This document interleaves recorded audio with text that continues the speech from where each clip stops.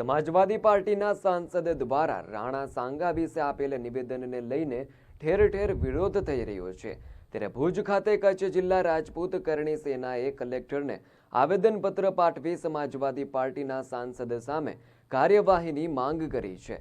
રાજ્યસભામાં સમાજવાદી પાર્ટીના રાષ્ટ્રીય મહાસચિવ અને રાજ્યસભાના સાંસદ રામજીલાલ સુમન દ્વારા રાણા સાંગા વિશે અભદ્ર ભાષામાં ટિપ્પણી કરી હતી, જેને લઈને આજે ભુજમાં પણ વિરોધ જોવા મળ્યો હતો।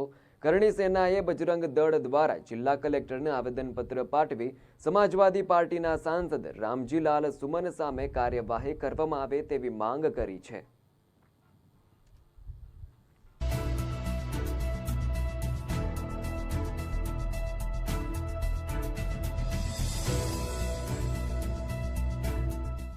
मेन मांगणी अमारी है कि हाल जे सपाना सांसदे संसद में जे रामजी सामत करी एने राणा सांगा ने गद्दार ठेरव्या एना विरोध में अमे कलेक्टर ऑफिसे आवेदनपत्र आपाई अने दिल्ली में अने बधे जलंत विरोध चालू है।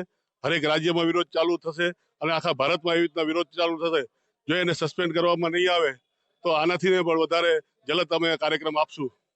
आजे अमे लोकशाही ढबे आवेदनपत्र आपीने विरोध दर्शावीए छीए, पण आगळ जो आनो कोई परिणाम नहीं आवे तो उग्र आंदोलन करशुं, जेल भरो आंदोलन करशुं अने जे पण करवुं पड़े ई तैयारी राखशुं अने एने भोगवવું પડશે अखिलेश पार्टीने। આજે જે આગ્રાની અંદર ભાજપના સપાના જે સાંસદ છે એણે જે બફાટ કર્યું છે એના માટે અમે બધા રાજપૂત કરણી સેના તમામ હિન્દુ સંગઠનો બધા ભેગા થઈ અને કલેક્ટરશ્રીને આવેદનપત્ર આપ્યું છે।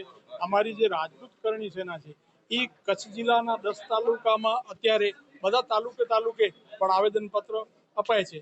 હું તો મીડિયાની માધ્યમથી એમ કહું છું કે બોલ્યો નથી, આપણને બધાને જગાડ્યા છે કે તમે હવે સૂતા છો અને જાગો। એટલે હવે જાગવાનો ટાઈમ આવી ગયો છે। ક્યારેક સપાના સાંસદ બોલે, ક્યારેક ભાજપના સાંસદ બોલે, ક્યારેક કોંગ્રેસના સાંસદ બોલે, આ બધું શું છે? જો આ એવા જવાબદાર વ્યક્તિઓ આમ એક મહાન વ્યક્તિઓ ઉપર જો આવા ચેન ચાળા અને જેમ તેમ બોલશે તો આમ પ્રજા શું કરશે? એટલે અમે આ જે બોલ્યા છે એને સખ્ત વખોડીએ છીએ। એના સરકાર તાત્કાલિક આનો નિર્ણય લે, નહીં તો અમારે આંદોલન ઉગ્ર કરવું પડશે। અમારી સંગઠન હિન્દુ સમાજ આખા ભારતમાં છે, એના માટે નમ્ર નિવેદન કરીએ છીએ કે આ જલ્દી ને જલ્દી એને સસ્પેન્ડ કરે। જેમ અધિકારીને કોઈ ભૂલ કરે તો એને સસ્પેન્ડ કરવામાં આવે, ડિસમિસ કરવામાં આવે, તો આને શું કામ કરવામાં ના આવે? બરોબર, એવી અમારી માંગણી અને લાગણી છે।